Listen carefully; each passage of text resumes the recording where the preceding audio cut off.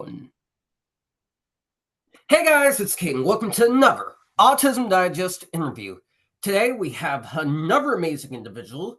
She's a mother on the spectrum, and she's used her platform to give tips to parents who have autism and may not know what to do or understand the ins and outs of parenting.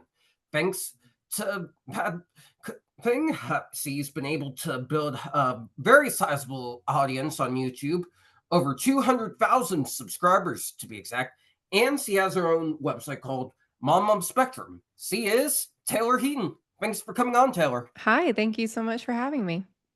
All right, my first question for you is, for those that may not know you, do you mind telling us a bit of your story in your own words? Sure. My name's Taylor. I'm 36 and I received my autism diagnosis when I was 31. And I like to say that it changed everything and nothing at the same time. So I felt like I kind of instantly understood myself in a new way that I never had before. And I wanted to start teaching about what I had learned because even if it just meant something to one person, um, then it would be worth sharing my story because of how significant of a change it was for me to have this information about myself. I have two kids, they're 12 and 9, and I previously was a flute teacher. That's what my background is flute performance. And so I did that for about a decade. I taught flute lessons for about a decade. And then after I received my autism diagnosis and I was sharing my story online on YouTube in a very small way, the channel just took off and I decided to start doing that full time, I guess about 3 years ago now. And now I run support groups for autistic adults throughout the week, as well as creating more YouTube videos. That's an amazing story. And flute's definitely a great instrument to get into. My next question for you is, how do you think autism helps you when you do social media? Oh, that's a good question. How do I think my autism helps me with social media? I think because and this is a generality, but I think in general, autistic people have a very sensitive BS radar.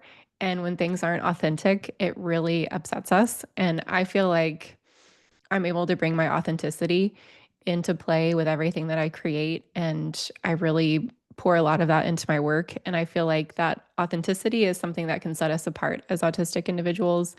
I also, tend to notice a lot of patterns in terms of what is working online, what isn't working online. So that pattern recognition is really helpful for me in creating content. And then also just my innate desire to ask why about everything. So, why does this happen this way? Why does this function this way? Why do people respond to certain things with this tone or whatever? So, I think by continually leaning into that and how my brain works and letting that kind of fuel my approach to things, I think that sets me apart in terms of what I'm able to bring into the sphere of online content creation. I definitely respect that. And I'm the same exact way when I'm doing these interviews or doing a project. I notice a pattern that works, or someone who I feel would be cool to talk to. I look at their association with autism, or I look at their management's email. I contact them, and then I learn about their associations as I go. Oh, so I'm very glad you touched on patterns and entertainment. My next question for you is, you're a parent on the autism spectrum, and there is some stigma in society around that. How do you think society can be better accommodating to neurodivergent parents? The thing that immediately comes to mind when you said that is, you know, parenting can look very different for neurodivergent parents, especially neurodivergent parents of neurodivergent children. And one thing that looks different for me is discipline. And so sometimes, like my youngest, he might have a meltdown when we're out in public. And I think a lot of parents might choose to like discipline in that moment or say, we're not they might have a different approach. Whereas for me, the best approach is to just let my son have complete space. Don't talk to him, don't look at him. So it can seem like I'm not paying attention to him or not giving him like the support he needs in that moment, but I just know that the meltdown kind of has to run its course. I just have to make sure he's safe.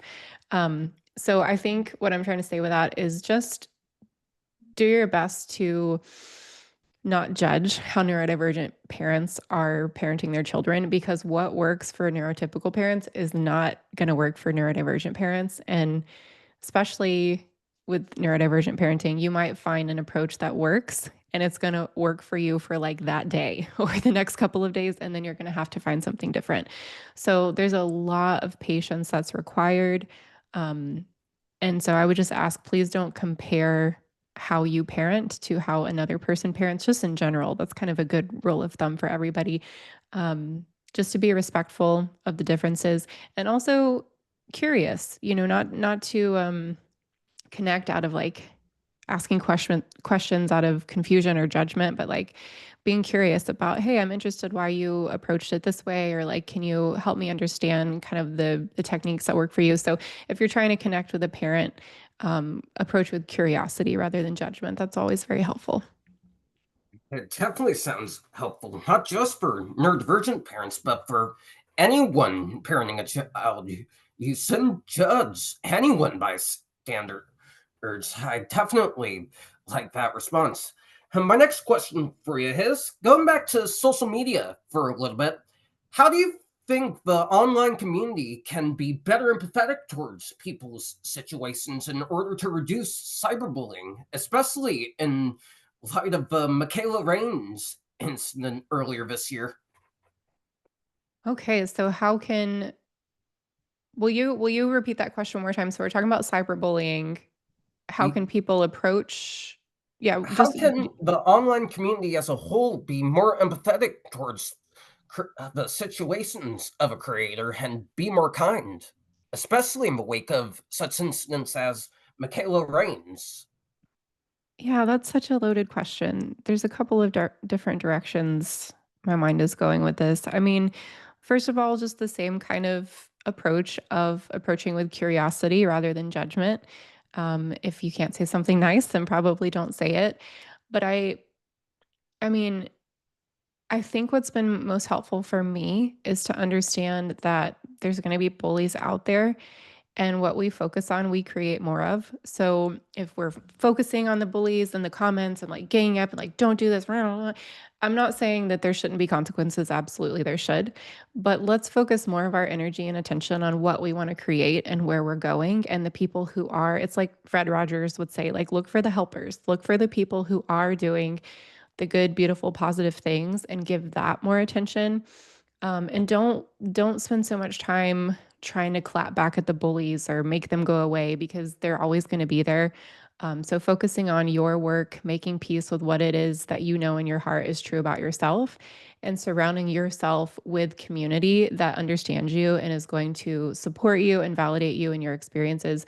The more you can put yourself in those situations, the less of a big deal those bullies are going to be. And spoiler alert, they really don't like being ignored. So when you ignore the bullies, sometimes they'll go elsewhere to spend their energy. So those are my 2 cents.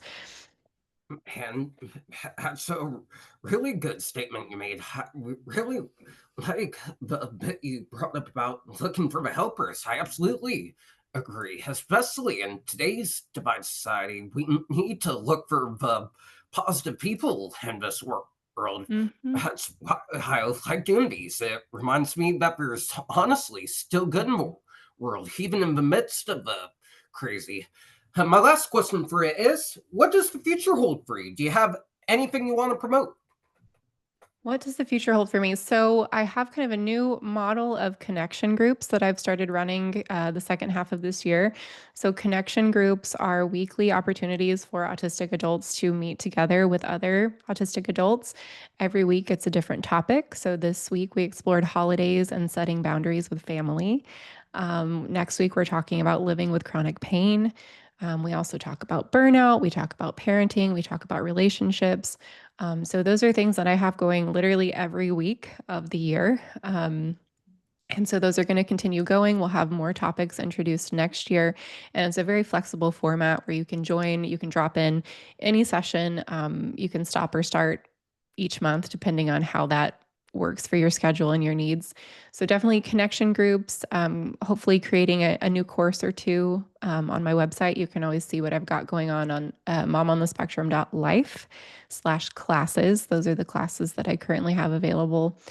So yeah, hopefully just continuing to create more content and run these connection groups. I love meeting autistic individuals from all over the world. It's something I never would have dreamed for myself, but I, wake up every day and I'm like, wow, it's so cool what I get to do. So I'd love to meet some new, just some new individuals in those groups for anybody who's interested in checking those out.